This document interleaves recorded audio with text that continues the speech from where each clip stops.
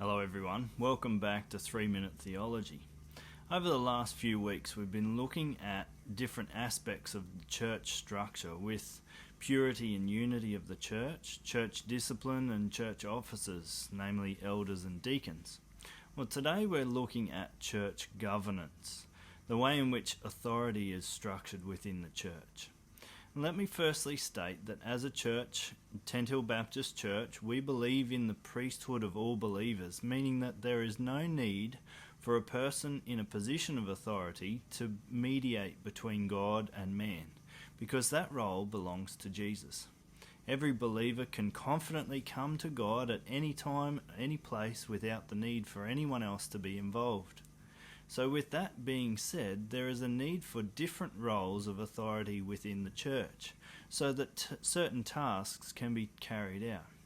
There are three main forms of governance within churches historically.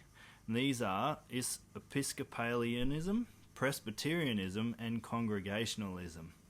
Episcopalianism is where the ultimate authority resides with the bishop.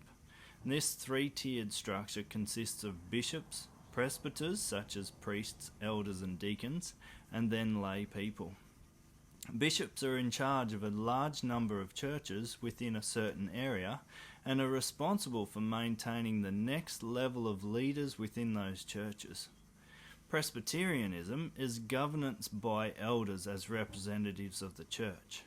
These elders are of two types, either teaching elders who are often ordained and responsible for teaching the Word of God. Then there are ruling elders who lead alongside the teaching elders.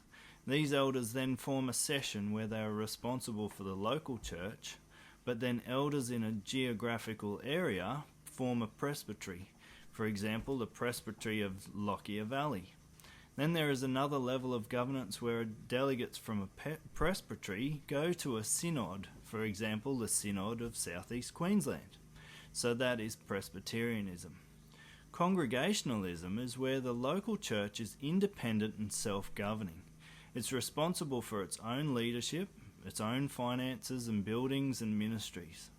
And the second aspect to a congregational church is that the authority for decisions lies with its members. The members of the church participate with each other to decide who the pastor will be and who the leaders will be, how best to spend the finances and other decisions like this through a process of affirmation or denial. This is the form of governance that Tent Hill Baptist Church has, congregationalism. And in each of these forms of governance, it's vital to remember that Jesus Christ is the head of the church, and he never gives up his authority over his church to anyone. Therefore, each of these structures must continue to govern the church under the lordship of Jesus Christ and be seeking his will and direction and mission for the church. There's some encouraging words for 3 minutes.